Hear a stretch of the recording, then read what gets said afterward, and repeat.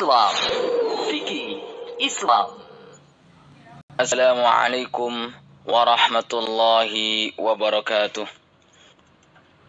Innal hamdalillah nahmaduhu wa nasta'inuhu wa nastaghfiruh. Wa na'udzu billahi min shururi anfusina wa sayyiati a'malina. Man yahdihillahu fala mudilla lahu wa man yudlil fala hadiya lahu. Ashhadu an la ilaha illallah wahdahu la syarika lah wa ashhadu anna Muhammadan abduhu wa rasuluh, amma ba'd. Saudara kaum muslimin rahimakumullah.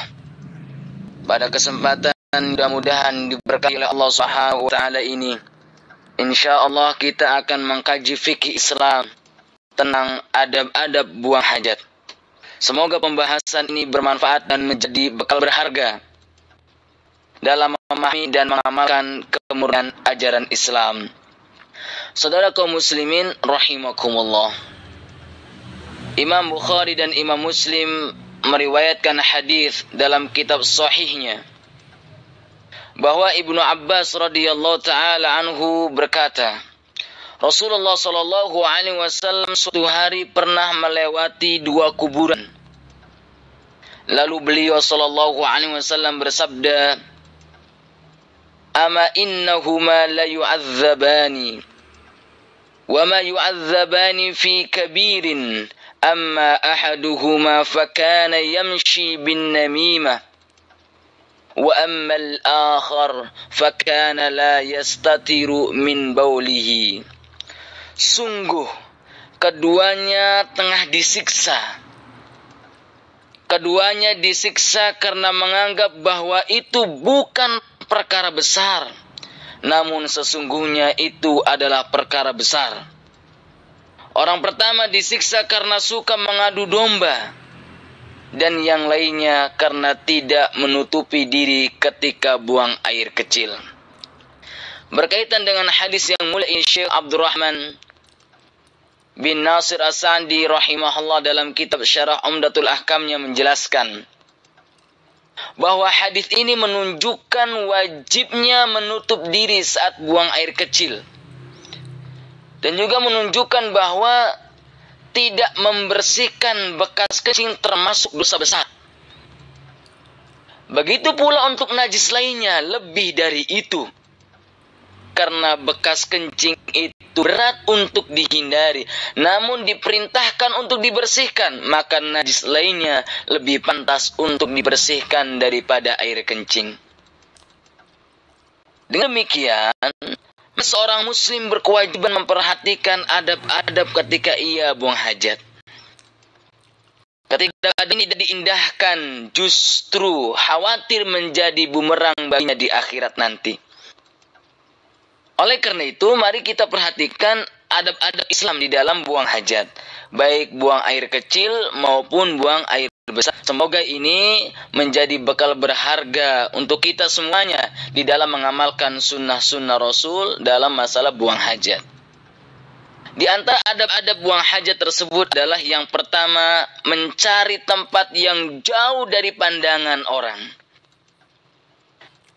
Hal ini berdasarkan hadis yang diriwayatkan oleh Imam Abu Dawud dan Imam At-Tirmidzi bahwa Rasulullah sallallahu alaihi wasallam apabila beliau hendak buang hajat, maka beliau pergi ke tempat yang jauh hingga tidak terlihat oleh seorang pun. Berdasarkan hadis ini, maka buang hajat kalau di zaman sekarang, maka di tempat yang telah disediakan, di toilet yang telah tersedia. Adapun buang hajat seperti buang air kecil maupun buang air besar di tempat sembarangan, seperti di jalan-jalan yang dilewati banyak orang, maka itu termasuk perbuatan yang tidak mengindahkan adab-adab buang hajat.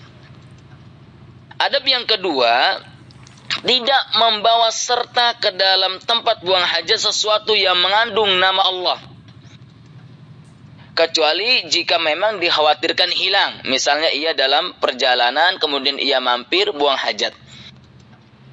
Selanjutnya adab yang ketiga yaitu tidak berbicara dan bercakap-cakap tatkala buang hajat. Dan adab yang keempat dalam buang hajat adalah menghormati kiblat. yaitu dengan cara tidak menghadap ke arahnya atau membelakanginya saat buang hajat. Hal ini berdasarkan hadis yang diriwayatkan oleh Al-Imam Bukhari bahwa Rasulullah sallallahu alaihi wasallam bersabda, "La tastaqbilul qiblata bi ghaitin aw baulin." Janganlah kalian menghadap kiblat atau membelakanginya ketika sedang buang air besar maupun kecil. Saudara kaum muslimin, a'azzanallahu wa iyyakum, adapun adab yang kelima dalam buang hajat adalah menjauhi tempat-tempat atau keramaian seperti jalan, tempat ngobrol, sumber air, dan pohon yang sedang berbuah ketika buang hajat. Hal ini berdasarkan hadis yang diriwayatkan oleh Imam Muslim rahimahullah, an Abi Hurairah anna Rasulullah sallallahu alaihi wasallam qala ittaqul la'anain.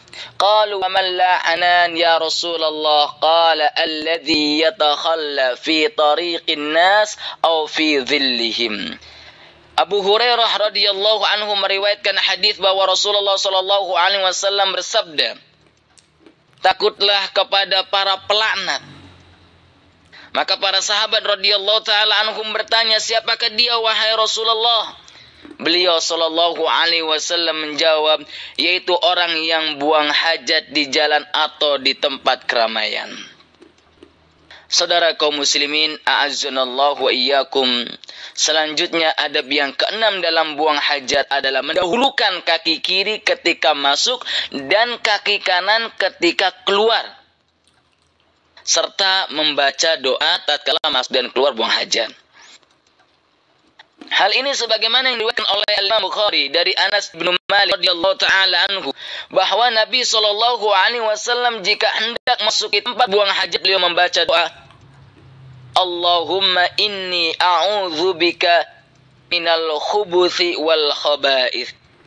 Yang artinya, ya Allah, aku berlindung kepadamu dari godaan setan laki-laki dan setan perempuan. Adapun terkait dengan doa keluar dari buang hajat, hal ini sebagaimana yang diriwayatkan oleh Imam Ahmad dari jalur Aisyah radhiyallahu anha, beliau mengatakan anna Nabi sallallahu alaihi wasallam kana idza kharaja minal ghaid qala ghufranaka. Nabi sallallahu alaihi wasallam jika telah keluar dari tempat buang hajat membaca doa ghufranaka, ya artinya ya Allah ampunilah aku. Mendengar kaum muslimin sekalian yang mudah-mudahan dirahmati oleh Allah Subhanahu wa taala, adab yang ketujuh ketika buang hajat adalah tidak membersihkan kotoran hajat dengan menggunakan tulang atau kotoran hewan. Hal ini dilarang oleh Rasulullah sallallahu alaihi wasallam sebagaimana dalam sabdanya yang diriwayatkan oleh Al-Imam At-Tirmidzi, "La tastanju birruthi wala bil'idhami fa innahu zadu ikhwanikum minal jin." Janganlah kalian beristinja dengan kotoran atau tulang hewan, karena ia merupakan bekal makanan bagi saudara-saudara kalian dari golongan jin. Kemudian adab yang keenam ketika buang hajat adalah tidak menyentuh kemaluan dengan tangan kanan. Hal ini berdasarkan hadis yang diriwayatkan oleh Al-Imam Bukhari dan Imam Muslim dalam kitab sahihnya bahwa Rasulullah sallallahu alaihi wasallam bersabda, "La yumsikanna ahadukum dzakahu bi yaminihi wa huwa yabul. Wa la yatamassah minal khala'i bi yaminihi wa la yatanaffas fil ina." Janganlah seseorang di antara kalian menyentuh kemaluannya dengan tangan kanan ketika ia buang air kecil. Jangan pula beristinja dengan tangan kanannya, serta jangan bernafas di dalam bejana. Pendengar kaum muslimin sekalian yang mudah-mudahan dirahmati oleh Allah Subhanahu wa taala. Masih banyak lagi adab-adab yang perlu diperhatikan oleh kita sebagai seorang muslim. Seperti tidak menjadikan sesuatu yang bermanfaat dan sesuatu yang baik seperti makanan untuk membersihkan kotoran. Adapun saudara kaum muslimin sekalian, jika hendak beristinja dengan batu dan air, maka yang terlebih dahulu adalah dengan batu kemudian baru menggunakan air. Jika dengan salah satunya maka telah mencukupinya. Dan itu pun sudah dianggap cukup. Sekalipun demikian, menggunakan air lebih bersih dan lebih suci dibanding hanya sekedar menggunakan batu. Semoga pembahasan ini, yaitu tentang adab-adab buang hajat, bermanfaat untuk kita semuanya. Dan kita memohon kepada Allah Subhanahu wa Ta'ala, semoga Allah menjadikan kita semua sebagai hamba-hambanya yang senantiasa menyucikan diri secara lahir maupun secara batin. Wallahu ta'ala a'lam. Wassalamualaikum warahmatullahi wabarakatuh.